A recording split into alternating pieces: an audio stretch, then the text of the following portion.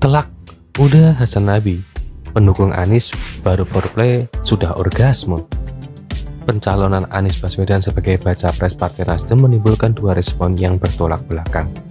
Kadrun merespon dengan euforia seolah-olah Anies sudah pasti jadi capres dan menang pemilu, sedangkan lawannya banyak yang mengutuk Nasdem, menarik dukungan, dan bahkan ada yang menghibur diri.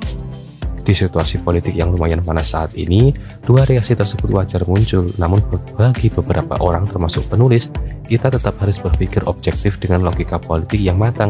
Salah satu yang menurut penulis cukup objektif adalah Hasan Nasbi, founder Sirius Network. Fakta pertama yang harus kita ketahui bahwa suara Nasdem tidak cukup untuk memajukan seorang capres, melainkan harus koalisi. Fakta kedua adalah Nasdem deklarasi seorang diri, padahal selama ini PKS dan Demokrat diyakini Kadrun akan menemujukan Anies. Kenapa tidak deklarasi sekalian saja sebagai koalisi untuk memastikan Anies dapat tiket? Artinya di sini Partai Nasdem punya perhitungan kenapa sampai lebih dahulu melakukan deklarasi. Seperti ada kesan terburu-buru, padahal Nasdem tidak bisa memajukan Anies seorang diri. Maka yang harus dipertanyakan adalah keuntungan seperti apa yang diharapkan Nasdem dengan melakukan deklarasi dini Anies sebagai capres. Pertama, dengan meminang Anies terlebih dahulu, artinya saat ini Nasdem adalah pemilik sah Anies. Kalau nanti ada partai lain yang ingin mengusung Anies, artinya mereka berada di bawah Nasdem sebagai pelopor dan tentunya harus deal-dealan dengan Nasdem.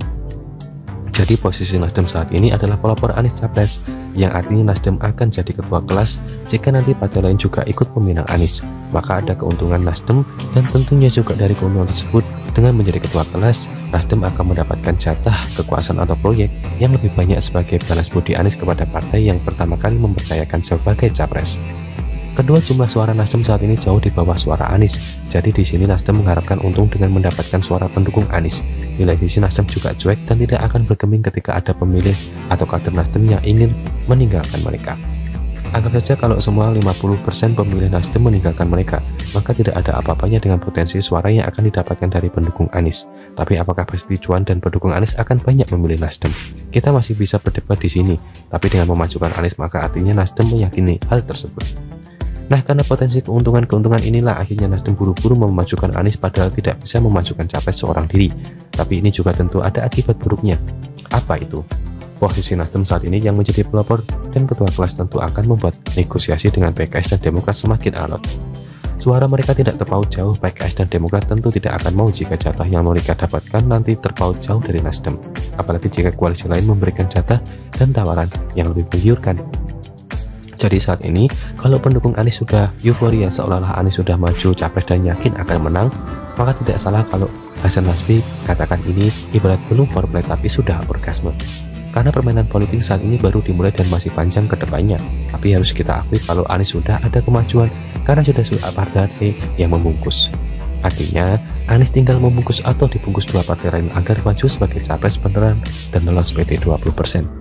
Jadi, apakah pendukung Anies akan klimaks betulan pada akhirnya? Bisa saja, bisa tidak. Tapi sekarang sih belum, kecuali hanya onani otak. Jadi tetap saksikan aksi-aksi politik berikutnya yang akan semakin seru dan banyak kejutan.